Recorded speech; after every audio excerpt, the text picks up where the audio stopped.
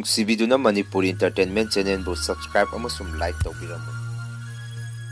Channel ꯑꯁꯤꯅ ꯉꯁꯤꯁꯨ ꯃꯌꯥꯝꯕꯨ ꯏꯀꯣꯛꯅꯣꯅ ꯈꯣꯏꯔꯝꯖꯔꯤ꯫ ꯃꯍꯧꯁꯥꯒꯨꯝ ꯉꯁꯤꯁꯨ ꯑꯩꯒꯤ ꯅꯨꯡꯁꯤꯖꯔꯕ ꯁꯕꯁꯀ꯭ꯔꯥꯏꯕꯔꯁꯤꯡꯅ ꯊꯥꯕꯤꯔꯛꯄ ꯃꯅꯤꯄꯨꯔꯤ ꯍꯣꯔꯔ ꯁ꯭ꯇꯣꯔꯤ ꯑꯅꯧꯕ ꯑꯃꯃꯨꯛ ꯃꯌꯥꯝꯒꯤꯗꯃꯛꯇ ꯄꯨꯗꯨꯅ ꯂꯥꯛꯆꯔꯤ꯫ ꯋꯥꯔꯤ ꯑꯁꯤꯕꯨ ꯂꯥꯟꯊꯣꯛꯆꯔꯛꯄ ꯃꯇꯝꯗ ꯁꯣꯏꯈꯤꯕ ꯂꯥꯟꯈꯤꯕ ꯌꯥꯎꯔꯕꯁꯨ ꯃꯌꯥꯝꯗ ꯉꯥꯛꯄꯤꯅꯕ ꯍꯥꯏꯖꯔꯤ꯫ ꯐꯔꯦ ꯑꯗꯨꯗꯤ ꯃꯌꯥꯝ ꯋꯥꯔꯤꯁꯤ ꯍꯧꯅꯕ ꯇꯧꯖꯔꯛꯑꯒꯦ꯫ ꯋꯥꯔꯤꯁꯦ ꯑꯩꯒꯤ ꯏꯃꯨꯡꯗ ꯊꯣꯛꯈꯤꯕ ꯌꯥꯝꯅ ꯅꯨꯡꯉꯥꯏꯇꯕ ꯊꯧꯗꯣꯛ ꯑꯃꯒꯤ ꯋꯥꯔꯤꯅꯤ꯫ ꯅꯨꯃꯤꯠꯇꯣ ꯁꯟꯗ꯭ꯌꯥ ꯌꯥꯆꯪꯉꯛꯄ ꯃꯇꯝ ꯄꯨꯡ 5 ꯇꯥꯔꯛꯄ ꯃꯇꯝ ꯑꯗꯥꯏꯗ ꯏꯃꯥꯁꯦ ꯊꯣꯡꯒꯥꯟꯗꯒꯤ ꯉꯥꯡꯂꯩꯅꯕ ꯐꯅꯦꯛ ꯑꯃ ꯁꯦꯠꯂꯒ ꯈꯥꯎ ꯑꯃ ꯌꯥꯟꯗꯨꯅ ꯆꯪꯉꯛꯄꯗꯨ ꯃꯗꯨ ꯑꯩꯅ ꯎꯔꯝꯃꯤ꯫ ꯃꯗꯨꯗ ꯑꯩꯅꯁꯨ ꯏꯃꯥ ꯀꯗꯥꯏꯗ ꯆꯠꯂꯨꯔꯤꯅꯣ? ꯑꯩꯗꯤ ꯅꯪ ꯆꯠꯊꯣꯛꯈꯤꯕꯒ ꯑꯃꯠꯇ ꯈꯪꯍꯧꯗ꯭ꯔꯦ꯫ ꯏꯃꯥꯅ ꯑꯃꯨꯛ ꯏꯕꯦꯝꯃ ꯏꯃꯥ ꯊꯕꯛ ꯑꯃꯒꯤ ꯆꯠꯂꯨꯕꯅꯤ꯫ ꯅꯄꯥꯅ ꯍꯤꯡꯂꯤꯉꯩꯗ ꯏꯆꯥꯒꯤꯗꯃꯛꯇ ꯌꯥꯎꯕꯤꯔꯝꯕ ꯏꯟꯁꯨꯔꯦꯟꯁꯅꯤ ꯍꯥꯏ ꯅꯈꯣꯏ ꯃꯥꯝꯇꯣꯟꯅ ꯂꯥꯛ 5 ꯐꯪꯒꯗꯕꯅꯤꯁꯨ ꯍꯥꯏ꯫ ꯏꯃꯥꯗꯤ ꯀꯌꯥ ꯈꯪꯗꯦ ꯆꯦꯁꯤꯗ ꯏꯔꯦ ꯍꯥꯏ꯫ ꯅꯪ ꯌꯦꯡꯉꯣ ꯍꯥꯏꯔꯛꯏ꯫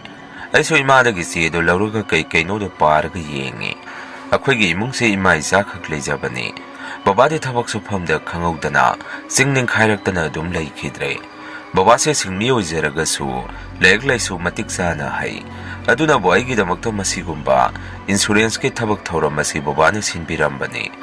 ꯕꯕꯥ ꯂꯩꯈꯤꯗ꯭ꯔꯕ ꯃꯇꯨꯡ ꯏꯃꯥꯅ ꯑꯩꯕꯨ ꯋꯥꯅ ꯌꯣꯛꯄꯤꯔꯛꯏ꯫ ꯃꯁꯤ ꯑꯩ ꯄꯨꯟꯁꯤꯒꯤ ꯀꯥꯎꯔꯣꯏ꯫ ꯑꯗꯨꯒ ꯏꯃꯥꯗꯤ ꯂꯩꯀꯥꯏꯒꯤ ꯄ꯭ꯔꯥꯏꯚꯦꯠ ꯁ꯭ꯀꯨꯜ ꯑꯃꯗ ꯑꯣꯖꯥ ꯑꯣꯏꯅ ꯄꯨꯏ꯫ ꯃꯗꯨꯗꯒꯤ ꯐꯪꯉꯛꯄ ꯏꯃꯥꯒꯤ ꯇꯣꯂꯣꯞ ꯃꯆꯥꯗꯨꯅ ꯏꯃꯥ ꯏꯆꯥꯗꯤ ꯀꯣꯟꯅꯅꯕ ꯑꯗꯨꯝ ꯍꯤꯡꯖꯕꯅꯤ꯫ ꯆꯥꯛ ꯆꯥꯅ ꯆꯥꯅ ꯏꯃꯥꯗꯁꯨ ꯑꯩꯅ ꯑꯁꯨꯝꯅ ꯍꯥꯏ꯫ ꯏꯃꯥ ꯁꯦꯟꯁꯦ ꯑꯦꯄ꯭ꯔꯤꯜꯗ ꯐꯪꯒꯗꯕꯅꯤ ꯍꯥꯏ꯫ ꯑꯗꯣ ꯏꯃꯥ ꯁꯦꯟꯁꯦ ꯐꯪꯉꯒ ꯀꯩꯗꯧꯁꯤꯒꯦ? ꯏꯃꯥꯅ ꯑꯃꯨꯛ ꯏꯕꯦꯝꯃ ꯏꯆꯥꯅ ꯐꯅꯤꯗꯣ ꯑꯗꯨꯝ ꯁꯤꯜꯂꯣ꯫ ꯏꯃꯥꯗꯤ ꯀꯩꯁꯨ ꯈꯟꯗꯦꯗ꯫ ꯑꯩꯅ ꯑꯃꯨꯛ ꯏꯃꯥ ꯕꯕꯥꯁꯦ ꯅꯍꯥꯟꯈꯩ ꯅꯤꯡꯁꯤꯡꯕꯗꯩ ꯉꯁꯤꯅ ꯍꯦꯟꯅ ꯅꯤꯡꯁꯤꯡꯉꯛꯏ꯫ ꯕꯕꯥꯁꯦ ꯂꯩꯖꯔꯝꯃꯒꯗꯤ ꯏꯃꯥ ꯏꯆꯥꯅ ꯍꯧꯖꯤꯛ ꯅꯨꯡꯉꯥꯏꯖꯔꯝꯒꯗꯕꯗꯣ꯫ ꯈꯪꯗ꯭ꯔꯦ ꯏꯁꯣꯔꯁꯤꯅ ꯕꯕꯥꯁꯦ ꯑꯩꯈꯣꯏꯒ ꯊꯨꯅ ꯍꯦꯛꯇ ꯁꯦꯠꯅ ꯈꯥꯏꯅꯍꯟꯕꯤ꯫ ꯃꯤꯁꯨ ꯌꯥꯝꯗꯕ ꯏꯃꯨꯡ ꯑꯁꯤꯗ ꯕꯕꯥꯗꯨꯈꯛ ꯍꯧꯖꯤꯛꯐꯥꯎ ꯂꯩꯖꯔꯝꯃꯒꯗꯤ꯫ ꯏꯃꯥꯅ ꯑꯃꯨꯛ ꯏꯕꯦꯝꯃ ꯇꯣꯛꯑꯁꯦ ꯑꯗꯨꯒꯤ ꯋꯥꯗꯣ ꯏꯃꯥꯁꯨ ꯀꯞꯅꯤꯡꯉꯛꯏ꯫ ꯇꯣꯛꯑꯣ ꯇꯨꯝꯃꯨꯔꯣ ꯍꯥꯏꯔꯛꯏ꯫ ꯑꯗꯨꯃꯥꯏꯅ ꯅꯨꯃꯤꯠꯇꯨꯗꯤ ꯑꯗꯨꯝ ꯍꯧꯈ꯭ꯔꯦ꯫ ꯑꯗꯨꯒ ꯑꯩꯒꯤ ꯏꯟꯁꯨꯔꯦꯟꯁꯀꯤ ꯁꯦꯟꯐꯝ ꯑꯗꯨꯁꯨ ꯏꯁꯣꯔꯅ ꯆꯥꯟꯕꯤꯗꯅ ꯑꯦꯄ꯭ꯔꯤꯜ ꯊꯥꯗ ꯐꯪꯈꯤ꯫ ꯁꯦꯟꯐꯝ ꯑꯗꯨ ꯏꯃꯥ ꯏꯆꯥ ꯆꯦꯛꯁꯤꯟꯅ ꯊꯝꯖꯩ꯫ ꯂꯨꯄꯥ ꯑꯃꯇ ꯀꯥꯏꯊꯣꯛꯆꯔꯝꯗꯦ꯫ ꯅꯣꯡꯃ ꯅꯨꯃꯤꯠ ꯑꯃꯗꯤ ꯕꯕꯥꯒꯤ ꯃꯅꯥꯎꯅꯨꯄꯥ ꯂꯧꯕ ꯑꯩꯈꯣꯏ ꯏꯟꯗꯣꯝꯆꯥ ꯑꯁꯤ ꯈꯪꯍꯧꯗꯅ ꯑꯩꯈꯣꯏꯒꯤꯗ ꯂꯥꯛꯏ꯫ ꯑꯗꯨꯒ ꯑꯩꯉꯣꯟꯗ ꯂꯤꯟꯊꯣꯏ ꯅꯣꯏ ꯏꯃꯥꯗꯤ ꯍꯪꯉꯛꯏ꯫ ꯑꯩꯅꯁꯨ ꯏꯟꯗꯣꯝꯆꯥ ꯏꯃꯥꯗꯤ ꯍꯧꯖꯤꯛꯋꯥꯏꯗ ꯑꯁꯥꯏꯗ ꯂꯩꯔꯝꯕꯅꯤ꯫ ꯀꯗꯥꯏꯗ ꯂꯩꯈ꯭ꯔꯕꯖꯥꯠꯅꯣ? ꯀꯔꯤ ꯂꯩꯔꯒꯦ ꯏꯟꯗꯣꯝꯆꯥ ꯍꯪꯉꯝꯃꯤ꯫ ꯏꯟꯗꯣꯝꯆꯥꯅ ꯑꯃꯨꯛ ꯂꯤꯟꯊꯣꯏ ꯍꯣꯔꯦꯟ ꯂꯨꯍꯣꯡꯕ ꯑꯃ ꯆꯠꯀꯗꯕ ꯂꯩ꯫ ꯅꯣꯏ ꯏꯃꯥꯗꯒꯤ ꯐꯤ ꯑꯃꯇ ꯋꯥꯏꯒꯦ ꯂꯥꯛꯏꯅꯤ꯫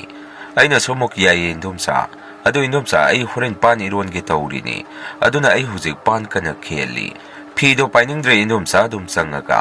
ꯑꯩꯈꯣꯏꯒꯤ ꯎꯄꯨꯁꯦ ꯍꯥꯡꯇꯣꯛꯑꯒ ꯑꯄꯥꯝꯕ ꯈꯜꯂꯨꯔꯣ ꯁꯣ ꯂꯣꯟꯗꯕꯅꯤ ꯍꯥꯏꯗꯅ ꯑꯩꯁꯨ ꯏꯆꯝ ꯆꯝꯅ ꯍꯥꯏꯈꯤ꯫ ꯑꯗꯨꯒ ꯑꯃꯔꯣꯝꯗ ꯑꯩꯈꯣꯏ ꯏꯃꯥꯗꯤ ꯃꯁꯥꯒꯤ ꯃꯄꯣꯠ ꯃꯆꯩꯁꯤ ꯋꯥꯠꯇꯅ ꯊꯝꯃꯤ꯫ ꯂꯩꯕ ꯂꯩꯇꯕ ꯍꯥꯏꯗꯨꯅ ꯃꯈꯜ ꯑꯃꯅꯤ꯫ ꯃꯤꯉꯣꯟꯗꯒꯤ ꯋꯥꯏꯕꯗꯨ ꯅꯨꯡꯉꯥꯏꯇꯦ ꯍꯥꯏꯗꯨꯅ ꯑꯗꯨꯝ ꯂꯩꯁꯟꯖꯩ꯫ ꯑꯗꯨꯒ ꯑꯃꯅ ꯑꯃꯨꯛ ꯑꯩꯈꯣꯏ ꯀꯀꯥ ꯏꯟꯗꯣꯝꯆꯥ ꯍꯣꯏꯗꯤ ꯃꯤꯒꯤ ꯁꯦꯟꯅ ꯀꯣꯛ ꯄꯥꯏꯔꯕ ꯃꯤ ꯉꯥꯛꯇꯅꯤ꯫ ꯀꯀꯥꯁꯨ ꯖꯨꯋꯥꯔꯤꯅꯤ, ꯏꯟꯗꯣꯝꯆꯥꯅ ꯂꯩꯀꯥꯏꯒꯤ ꯃꯧ ꯅꯍꯥ ꯈꯔ ꯈꯣꯝꯖꯤꯜꯂꯒ ꯂꯨꯗꯣꯗ ꯑꯗꯨꯝ ꯁꯥꯟꯅꯔꯒ ꯂꯩꯕ ꯃꯤꯅꯤ꯫ ꯀ꯭ꯋꯥ ꯃꯇꯞ ꯑꯃ ꯆꯥꯔꯒ ꯃꯣꯏꯒꯤ ꯃꯆꯥꯁꯤꯡꯁꯨ ꯃꯣꯏꯅ ꯑꯐꯕ ꯊꯕꯛ ꯇꯧꯗ꯭ꯔꯕꯅꯤꯅ ꯃꯣꯏꯗꯧꯅ ꯂꯣꯏꯅ ꯃꯥꯡꯉꯕꯅꯤ꯫ ꯏꯟꯗꯣꯝꯆꯥꯁꯦ ꯏꯃꯨꯡꯗ ꯆꯪꯈꯤꯗꯨꯅ ꯑꯩꯈꯣꯏꯒꯤ ꯎꯄꯨꯗꯣ ꯍꯥꯡꯈꯤ꯫ ꯑꯩꯈꯣꯏꯒꯤ ꯎꯄꯨꯁꯦ ꯃꯌꯥꯏ ꯀꯥꯗꯁꯨ ꯊꯝꯃꯤ꯫ ꯑꯩꯅ ꯃꯪꯒꯣꯟꯗ ꯐꯝꯃꯒ ꯏꯟꯁꯥꯡ ꯁꯦꯝꯂꯤꯕꯅꯤ꯫ ꯏꯟꯗꯣꯝꯆꯥꯁꯤ ꯃꯥꯒꯤ ꯐꯤ ꯐꯅꯦꯛ ꯃꯈꯜ ꯃꯈꯜ ꯂꯩꯕꯗꯨ ꯑꯃ ꯂꯧꯒꯦ ꯍꯥꯏꯗꯅ ꯇꯧꯕꯗ ꯍꯟꯗꯛꯇ ꯐꯪꯈꯤꯕ ꯁꯦꯟꯐꯝ ꯑꯗꯨ ꯎꯄꯨꯗ ꯌꯥꯎꯕꯗꯨ ꯏꯟꯗꯣꯝꯆꯥꯅ ꯎꯈ꯭ꯔꯕꯖꯥꯠꯅꯤ꯫ ꯃꯗꯨꯗ ꯏꯟꯗꯣꯝꯆꯥꯗꯤ ꯃꯃꯤꯠ ꯈꯪꯁꯤꯡ ꯍꯦꯛ ꯁꯤꯡꯈꯤ꯫ ꯑꯁꯨꯛ ꯌꯥꯝꯈ꯭ꯔꯕ ꯁꯦꯟꯁꯤꯗꯤ ꯃꯣꯏꯗ ꯀꯝꯗꯧꯅ ꯂꯩꯔꯝꯃꯤꯖꯥꯠꯅꯣ? ꯑꯗꯨꯃꯥꯏꯅ ꯏꯟꯗꯣꯝꯆꯥꯒꯤ ꯋꯥꯈꯜ ꯑꯃ ꯈꯟꯕ ꯍꯧꯈꯤ꯫ ꯑꯩꯁꯨ ꯏꯟꯁꯥꯡ ꯁꯦꯝꯅ ꯁꯦꯝꯅ ꯚꯥꯞ ꯑꯣꯏꯔꯛꯈꯤ꯫ ꯉꯥꯏꯈꯣꯅꯦ ꯎꯄꯨꯗ ꯁꯦꯟꯐꯝ ꯑꯗꯨ ꯌꯥꯎꯔꯤꯕꯅꯤ꯫ ꯏꯟꯗꯣꯝꯆꯥꯅ ꯃꯗꯨ ꯁꯣꯏꯗꯅ ꯎꯔꯝꯃꯅꯤ꯫ ꯑꯩꯗꯤ ꯚꯥꯞ ꯑꯣꯏꯍꯧꯗ꯭ꯔꯦ꯫ ꯑꯁꯨꯝꯅ ꯑꯩꯁꯦ ꯏꯟꯁꯥꯡ ꯁꯦꯝꯃꯝꯕꯗꯨ ꯐꯨꯛ ꯍꯧꯒꯠꯂꯒ ꯏꯟꯗꯣꯝꯆꯥ ꯑꯃ ꯈꯜꯂꯕꯣ ꯍꯥꯏꯗꯅ ꯆꯪꯁꯜꯂꯝꯃꯤ꯫ ꯑꯩꯈꯣꯏ ꯏꯟꯗꯣꯝꯆꯥꯁꯨ ꯃꯁꯥꯗꯨ ꯏꯊꯛ ꯊꯀꯠꯄꯒꯨꯝ ꯀꯩꯒꯨꯝꯕ ꯑꯃꯗ ꯂꯩꯔꯝꯃꯤ꯫ ꯐꯤꯗꯨꯕꯨꯗꯤ ꯃꯥꯒꯤ ꯑꯄꯥꯝꯕ ꯑꯃ ꯈꯜꯂꯒ ꯂꯩꯔꯝꯃꯤ꯫ ꯑꯩ ꯆꯪꯉꯛꯄꯗꯨꯗ ꯈꯜꯂꯦ ꯑꯃꯇꯨ ꯁꯤꯁꯦ ꯑꯣꯏꯅ ꯍꯣꯔꯦꯟ ꯏꯜꯂꯒꯦ꯫ ꯂꯤꯟꯊꯣꯏ ꯅꯣꯏ ꯏꯃꯨꯡꯗꯤ ꯅꯨꯡꯉꯥꯏꯈꯤꯕ ꯈꯪꯍꯧꯔꯔꯣꯏ꯫ ꯋꯥꯐꯝ ꯑꯁꯦ ꯍꯥꯏꯔꯝꯗꯨꯅ ꯏꯟꯗꯣꯝꯆꯥꯁꯤ ꯍꯥꯊꯨ ꯍꯥꯊꯨ ꯊꯣꯛꯈꯤ꯫ ꯏꯟꯗꯣꯝꯆꯥ ꯍꯦꯛ ꯊꯣꯛꯈꯤꯕꯒ ꯏꯃꯥꯁꯨ ꯆꯪꯉꯛꯑꯒ ꯅꯟꯗꯣꯝꯆꯥꯔ ꯂꯥꯛꯑꯝꯃꯤꯗꯣ? ꯀꯩꯅꯣ ꯃꯥꯅ ꯄꯨꯔꯒ ꯆꯠꯈꯤꯗꯨꯅ ꯍꯪꯉꯛꯏ꯫ ꯑꯩꯁꯨ ꯏꯃꯥꯗ ꯋꯥꯔꯤꯗꯨ ꯀꯃꯥꯏꯅ ꯇꯝꯁꯤꯒꯦ ꯈꯟꯕꯗ ꯃꯊꯥ ꯌꯥꯝꯅ ꯁꯥꯔꯝꯃꯤ꯫ ꯑꯗꯨꯕꯨ ꯏꯃꯥ ꯏꯆꯥ ꯈꯛ ꯂꯩꯕꯅꯤ ꯇꯝꯗꯕꯗꯤ ꯌꯥꯔꯣꯏ ꯈꯟꯗꯨꯅ ꯏꯃꯥ ꯏꯟꯗꯣꯝꯆꯥꯅ ꯑꯩꯈꯣꯏꯒꯤ ꯁꯦꯟꯐꯝ ꯑꯁꯤ ꯎꯊꯣꯛꯈ꯭ꯔꯦ꯫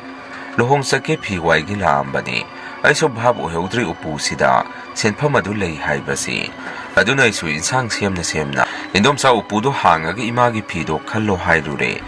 ꯑꯩꯉꯣꯟꯗꯁꯨ ꯑꯩꯈꯣꯏ ꯏꯃꯨꯡꯁꯤ ꯅꯨꯡꯉꯥꯏꯈꯤꯕ ꯈꯪꯍꯧꯔꯔꯣꯏ꯫ ꯋꯥꯐꯝ ꯑꯁꯤꯁꯨ ꯍꯥꯏꯔꯝꯃꯤ ꯏꯃꯥ꯫ ꯑꯩꯅ ꯑꯗꯨꯝꯅ ꯍꯥꯏꯕꯗꯨꯗ ꯏꯃꯥꯅꯁꯨ "ꯏꯍꯦ ꯅꯪꯁꯨ ꯀꯔꯤ ꯋꯥꯈꯟꯗꯒꯤꯅꯣꯅꯦ? ꯐꯔꯦꯁꯦ ꯀꯩꯗꯧꯋꯦꯒꯤ ꯏꯁꯥꯒꯤ ꯁꯦꯟꯕꯨ ꯃꯤꯅ ꯎꯈ꯭ꯔꯒ? ꯏꯆꯥꯁꯤꯗꯤ ꯃꯇꯨꯡꯗꯗꯤ ꯁꯦꯟ ꯊꯨꯝ ꯍꯥꯏꯕꯁꯤ ꯆꯦꯛꯁꯤꯟꯅ ꯊꯝꯅꯕ ꯍꯣꯠꯅꯧ꯫ ꯃꯤ ꯑꯃ ꯆꯪꯉꯛꯑꯒ ꯏꯁꯥꯒꯤ ꯎꯄꯨꯗꯒꯤ ꯄꯣꯠꯆꯩ ꯍꯦꯛꯇ ꯇꯥꯞ ꯂꯧꯍꯟꯒꯅꯨ꯫ ꯑꯩꯈꯣꯏꯅ ꯈꯜꯂꯒ ꯄꯤꯌꯨ꯫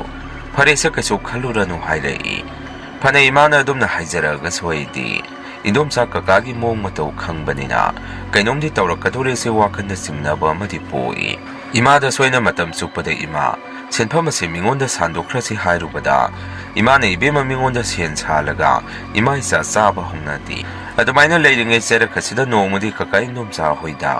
ꯁꯛꯈꯪꯗꯕ ꯀꯅꯥꯒꯨꯝꯕ ꯅꯨꯄꯥ ꯑꯃꯒꯤ ꯈꯣꯟꯖꯦꯜꯗ ꯋꯥ ꯀꯟꯅ ꯉꯥꯡꯕ ꯃꯈꯣꯜ ꯑꯃ ꯇꯥꯔꯛꯏ꯫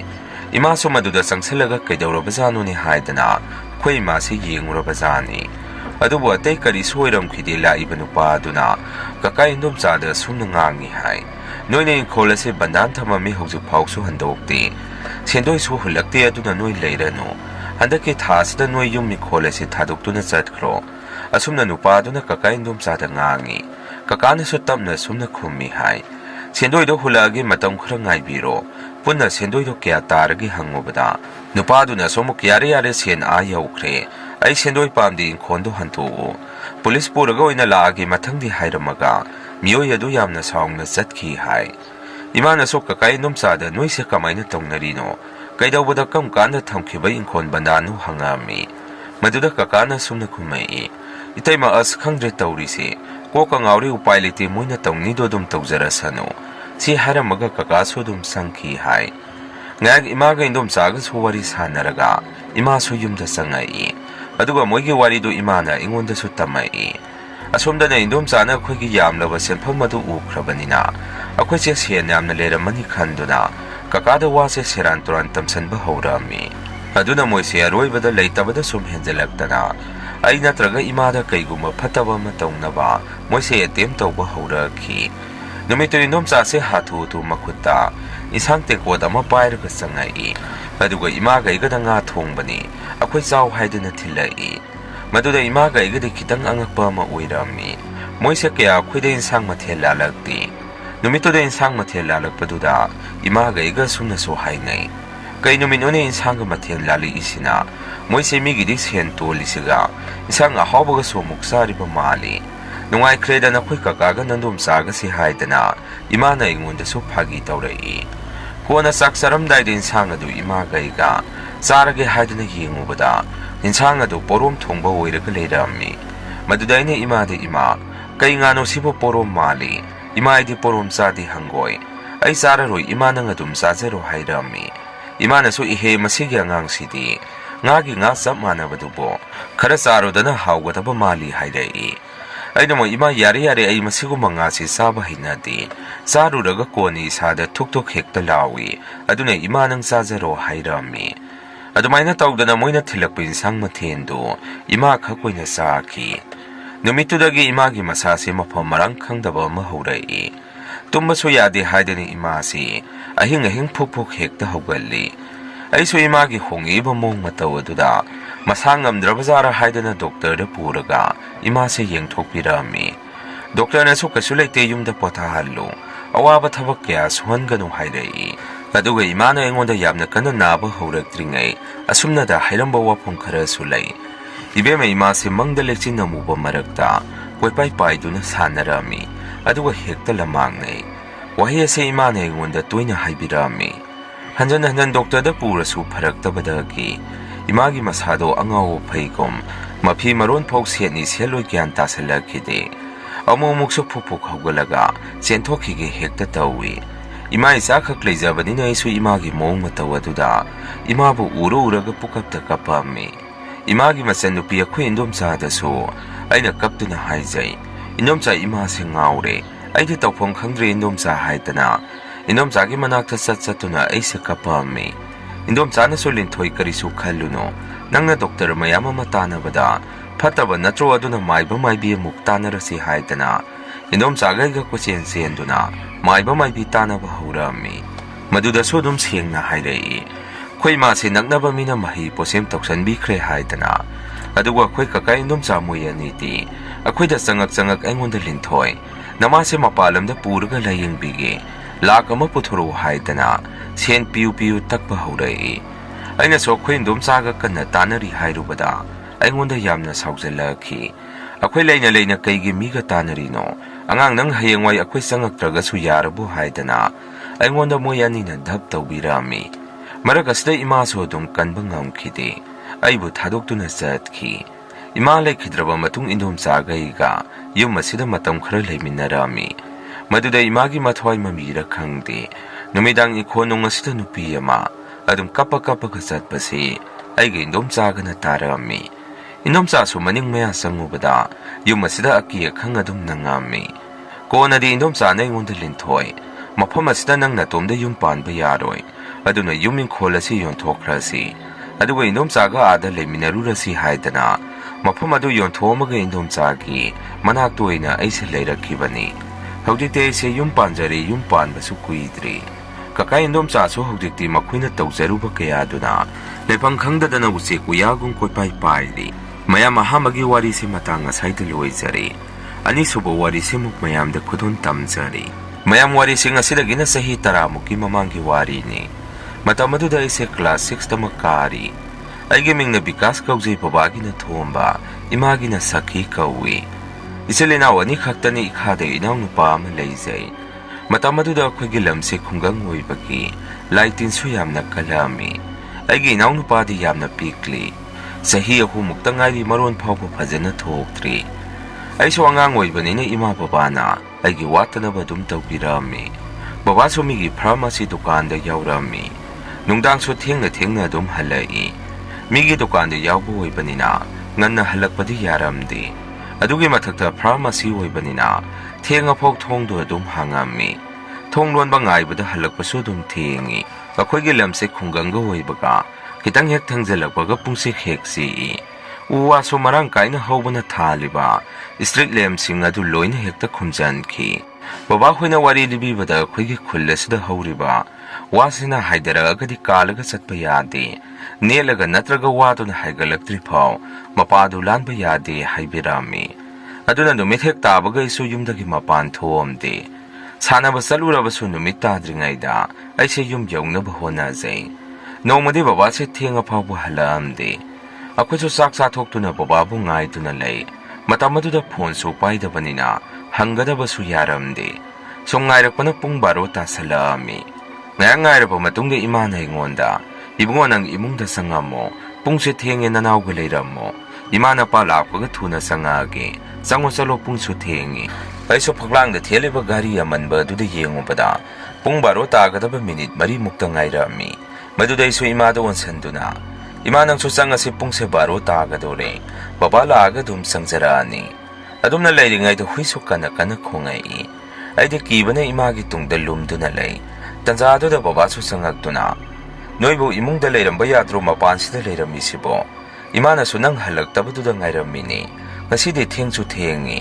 pung 12 tasale aide pakhalurabani imagi wafamadu da baba na su noktuna kaigi pakhalino ai adum lakani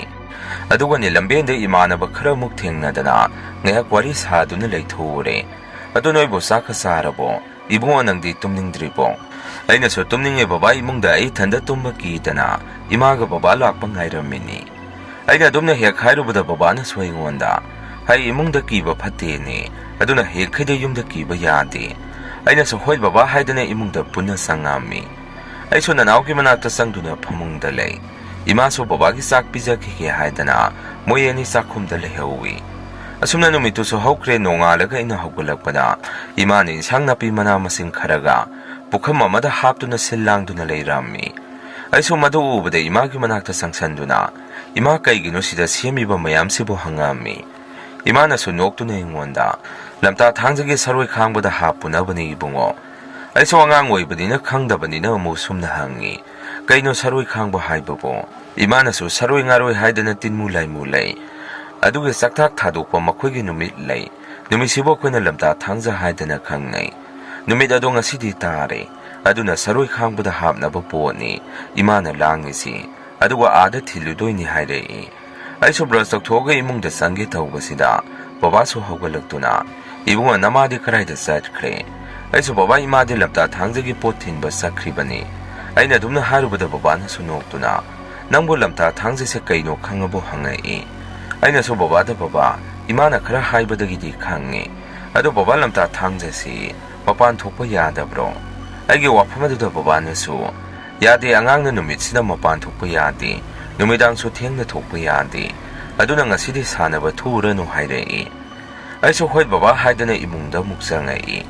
Asumna baba su masamaru sengtokpa loiraga tabak chatnaba loisalami. Ima su halaktuna chak thongaga baba pijaba nangnaba haidana kanna honarami. Baba su dukan thengi haidana chak to thuna charga chatkre. Aisu baba na mapan thokanu haibadu ningsingduna numisimadi sanaba thoamdi. Imana matamaduda aingonda hinjuna hagi wari su libirami. Angang oibaga isu madu tarubada numituda isu yamna kijarami. Imaga igaso yumda phajana dum leiminai. Kijadana isu imagi nakta dum lei. Imanadi inang nupage ga leiminaru so hairei. Aduba aidi kijadana imaga dum leiminai. Inang nupadi kasu khangdabanina magi thokpa dum lei. Aina imagi manakta sangduna ima. Akhoida mapan thokanu hai. Ado babadi thengna halakpada karisu tawroidro. Aina dumna hangubada imana su noktuna ingonda sumna hairei. Ibunga napaso horende ngatana halaktoini. Ngasidi ama mathingda chatpa phate. Numidang pung 3 muk tarakpa swaida. Imana yunggi akoibada hamuk yangang chai thuami. Asumna babaso numitudi pung 3 khare helakpada babasi halai. Yum hek yorpaga babasi makok ngawi haidana tumina sangki. Kweso babana dumna tawbaduda thabak warubagi waijaramgani khalami. Ima su pakhatana sakto thuna loisalaga bababu kauba sangki. Imana bababu hogdoktuna sak sarasi hairubada babasi masa nungaiti chaningdre khumai. Kitangdo isu chanaba imana hairubada babasi yade dum tumkhre. Imaga igaso muksakto kitang sarga tumba sangami. Ahingi matamsida babasi kana na hebagum tawrei. Imaso na heribadu tabadagi bababu hogdokpirami. Babasu tamna hogulaktuna nupi egi sase yamna sikba thinba tawre. Khong asisu thangatpa ngamdre. Kaidawrabajano na ngamukta yengo hairakpada. Imana phajuktubu hangtoktuna yengubada babagi makhongse nai chaduna chaungna pomduna leirami. Imadi madu ubada pakatsarami. Nangi khongside kaidawriba nate nangbu kari ga neluba yauragi. Lairamdaga sangurabo nangbo. Imana dumna harubada babasu pakatuna tamna hogulaga makhongdu yengzarami. Babasu madu ubada ingakakna tumina lay. Wakhandasu babase kaigumba ama ningsingbagom. Ngayak layraga babana sumna hairei. Nupi ay ngase lamta thangjagi saroi khangbagidu madu uhaudadana nelure. Adugira khangde aigi khongsi tawrisi. Aidi thoinabu khanjaludabani. Imaso babagi wafam aduda loiredana nangbu ngasaina ngalingaida hairakpa yadro. Imagi pakhatsaba mataw aduda babana tamna. Sese tumo yare hayeng nungalaga maibama kauraga yanghalasi. Ngasigidi warsuwana ay khanglagi. Tumo pungsu thengi. Asumna akwaso muktum thanarami. Nungalakpada imana baba hawdubada. Baba si mamay mamit musanduna layrami. Madudagi imana thuna masa sengtuwaga. Maiba mo po angang nupa masa mathaduna kauhalami. Ako'y hangba khotpa mata kumla amdi baba si. Adubo sorde dumakholi. Ngayak layraga maiba malakto na babagi masado yengbirami. Ngayak yenglaba matung maiba tu na susum na haidei. Sidi matam siyam na tiyangkre ina yengba ngamgata pamandi. Lamta thangja numita sumay na tawan basi. Parak yam na tagan bani haujikti. Masasa yam na henjankre. Kanba ngamgani thajadre haidei. Imana maiba tu da kan na haijarami. Adubo babagi aroiba matam pirabada. Kariso kanaramdi. Ngayak layraga babasi sordo saungna honduna. Adumak aroiba haibado oiki. Imaga igaso yamna kapsarami. Lakaygi miso kapalawa makuntabada sangnarei. Maibaduna so tapna sumna hairei. Ibe makaratuna mataw mangam pangthoknaba tawsi. Masase kuina thamba yaroi hairakpadagi. Lakaygi mina mating tawduna babagi mataw mangamdo pangthoknaba tawi. नुमितुगी थौदोक्ꯇꯣ angakpani baba poloinaba haidana mangda thangtorokpasida nungsa kana sarambado khangaude nongse mangsalami nongsu thili thili suba haurai sumna lekai gi mi khaina tawgadaba thorom loiraduna babagi masado mai hek chubaga akoibada nongle nusit kana kana silai adumna tawrokpaduda tandana lekai gi mi kharadi mayumda hanaki basu yaure ngayak leiraga nupa amana babagi masak mong dawna tawba ama mangi mamang aduda leibase ui hairai maduda mayam su kiboi lakpoi kuyeng yengnarami tanza aduda ni nongsu mafam marang khangdaba makai su tharibadu nongsu akha karau kya ama tawrokpadagi lekai gi ahalamana yu khara thakpa ahalamasu babagi poloi phamaduda wanthaраktana mayam changdana laikannarami numito nonga tabaga babagi mafi marunsu mai thabada amata saamde nonga tabaduda kuso bhapu heudaba haigadra numidangdo imadi wakhana henmanbana karimata saukhtha u yaramde ahinge matamsida mapandagi babagi khunjit manba mana kaurakpagum su taurei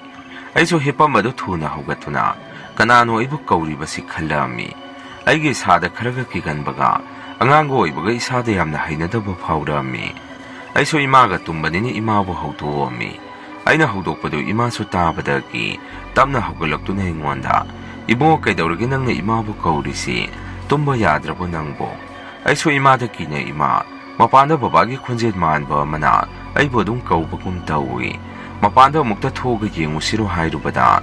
ima su nungaitana sumna hairei ibunga nangna khanjan bagini karisu tawroi nang babadi amuk hanna hala aroi ima se si haiduna kapaga dum tumina hipthakre inaungna padi pi ibanina karisu khandana tumduna lei aiso aigi wakhanda oiraba mali haidana aise amuk tumina hipami ngayak leraga khoigi thongnauksida kok haidana kaigumba amana thilai aiso kachinga thangaga tumbanina isada khangdoda ise khangchong hekchong khalli makholoda tabada imasu hawgalaga aingonda sumna hairei ibu nangnara hujiki kok thili badu imana dumna hangakpada ainasu iman natti kanano khangdi thongnau sida thilai akhogi yena khasida su kana leirabazano imasu aigi wafamaduda karisu leiramoida nangna kiraga hayeng ne lekai ahan khara yum asida ahing le halasi aiso hoidi ma khoi tang leibadudi yamna kire aduna hayeng do ahan khara ahing le hansi hairami numisida babaga khoiga punna tumamba ka sida mi leibana hebagi makhonsi ima gaigana tarami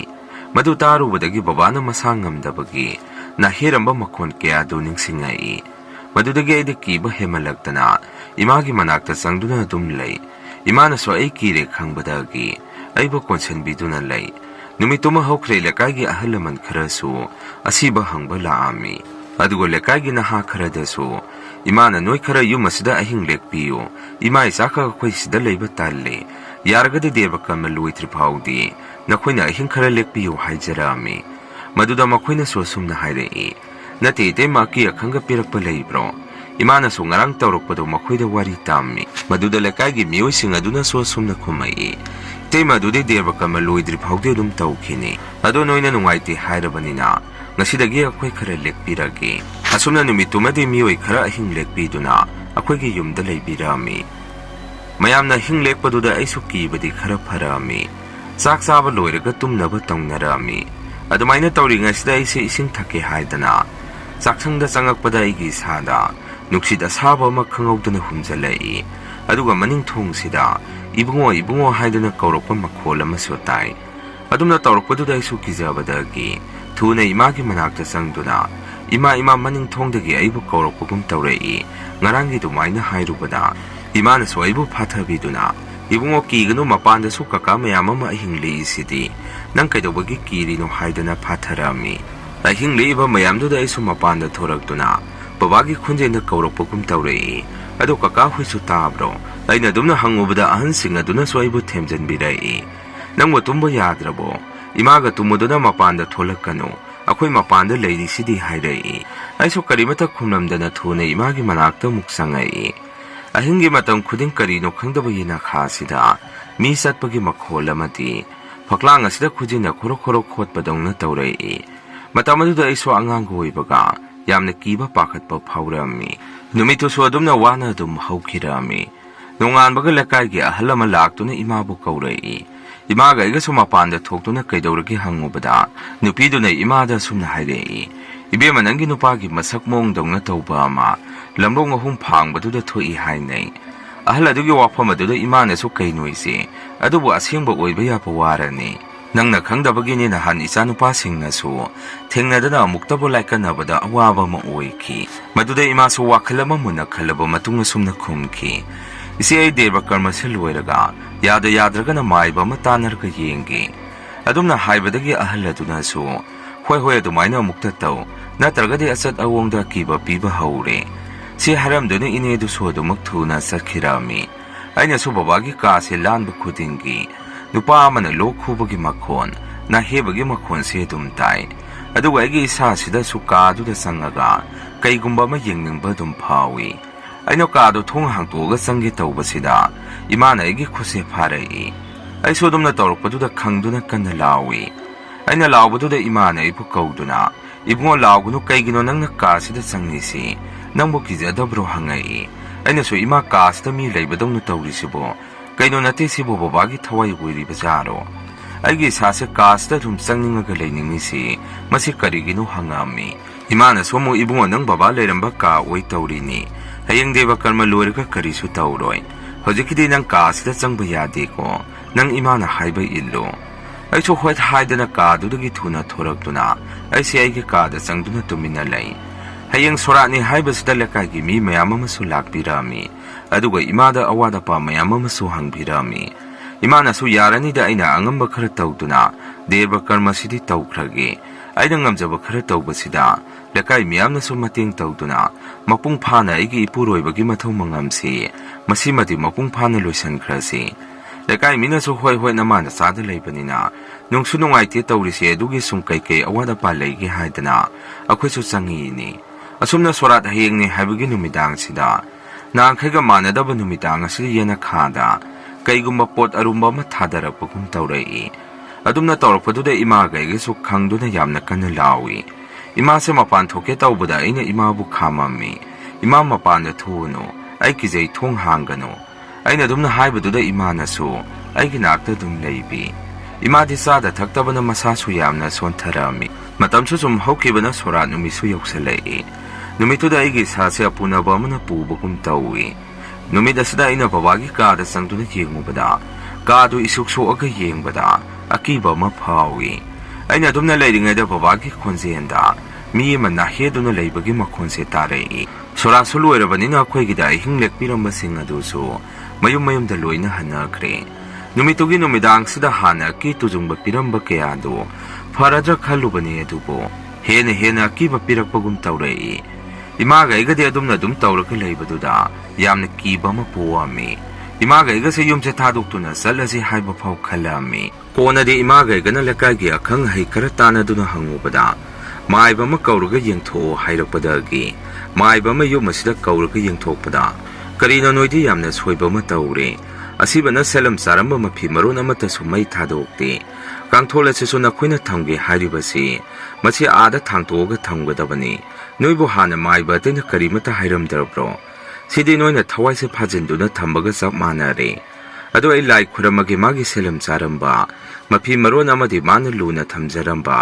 posak kharadi puthorau adu hojing mapandu puthoroga mai thana batausi noina du maina tawdabagi ne lamlong ahum phangba duda kari no thokpa haure hairido adumna harakpadagi imana babana selam charamba sing adu pulap puthoga mai tharami adumaina thawtawba hekloibaga maibadu su karisu tawraru hairamaga masu adum hankre asumna maibaduna phajana yengbirambadagi akitu jungba pirambadu su loina phakre aduga lamrong ahum phangbada babagi masak mong dawna thoi haibadu su hojiti karimata tawkhidre hojiti imasu masayamna sonjalle aiso hojiti college loisalaga thabak subo ina sale inaw nupade hojik class 11 kari masini mayam ngasigi rian hore story mathangi wari thagalakpada mayam punamuk thengnarasi ngasigi di mayam dagi kainanaba bidai laujari